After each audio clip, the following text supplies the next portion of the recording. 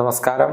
Raf talks ഫുട്ബോളിലേക്ക് ഏവർക്കും സ്വാഗതം. ഇത്തവണത്തെ യുവേഫ യൂറോ കപ്പും കോപ്പ അമേരിക്കയും ഇപ്പോൾ അവസാനിച്ചു കഴിഞ്ഞിട്ടുണ്ട്. ഇംഗ്ലണ്ടിനെ പരാജയപ്പെടുത്തിക്കൊണ്ട് സ്പെയിനാണ് യൂറോ കപ്പ് സ്വന്തമാക്കിയത്. അതേസമയം കൊളംബിയയെ പരാജയപ്പെടുത്തിക്കൊണ്ട് അർജന്റീന കോപ്പ അമേരിക്ക നിലനിർത്തുകയും ചെയ്തു. യൂറോ കപ്പിലെ ഏറ്റവും മികച്ച താരത്തിനുള്ള പുരസ്കാരം സ്വന്തമാക്കിയിട്ടുള്ളത് റോഡ്രിയാണ്. അതേസമയം കോപ്പ അമേരിക്കയുടെ കാര്യത്തിലേക്ക് വരുമ്പോൾ ഹാമിഷ് റോഡ്രിഗസ് ആണ് ഗോൾഡൻ ബോൾ സ്വന്തമാക്കിയിട്ടുള്ളത്.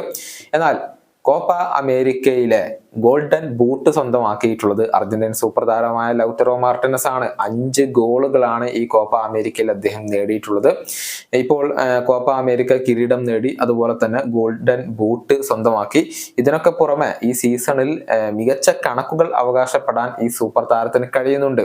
ഇന്റർ മിലാനോടൊപ്പം ആകെ 53 മത്സരങ്ങളാണ് ഈ സീസണിൽ കളിച്ചിട്ടുള്ളത്.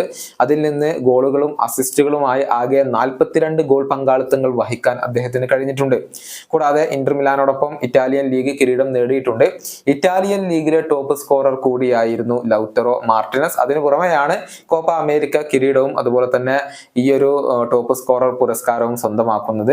കോപ്പ അമേരിക്ക ഫൈനലിൽ അർജന്റീനക്ക് കിരീടം നേടിക്കൊടുത്ത ഗോൾ നേടിയത് ലൗറ്ററോ മാർട്ടിനസ് തന്നെയാണ്. ഇങ്ങനെ സുപ്രധാനമായ പ്രകടനം അദ്ദേഹം നടത്തിയിട്ടുണ്ട്.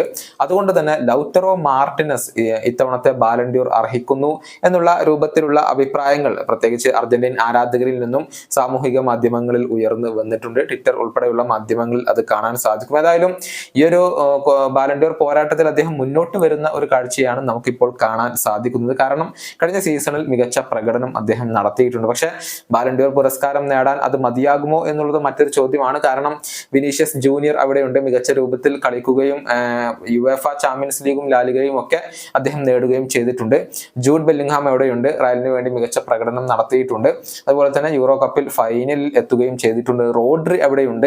ഇങ്ങനെ ഇത്തരത്തിലുള്ള താരങ്ങൾക്ക് വലിയ സാധ്യതകൾ ഉണ്ട്. അതുപോലെ തന്നെ ഡാനി കാർവഹൽ ലാലിഗയും അതുപോലെ തന്നെ ചാമ്പ്യൻസ് ലീഗും യൂറോ കപ്പും ഇപ്പോൾ അദ്ദേഹം സ്വന്തമാക്കിയിട്ടുണ്ട്. അത്തരത്തിലുള്ള എതിരാളികൾ അവിടെ ലൗറ്ററോ മാർട്ടിനസിന് മുന്നിലുണ്ട്.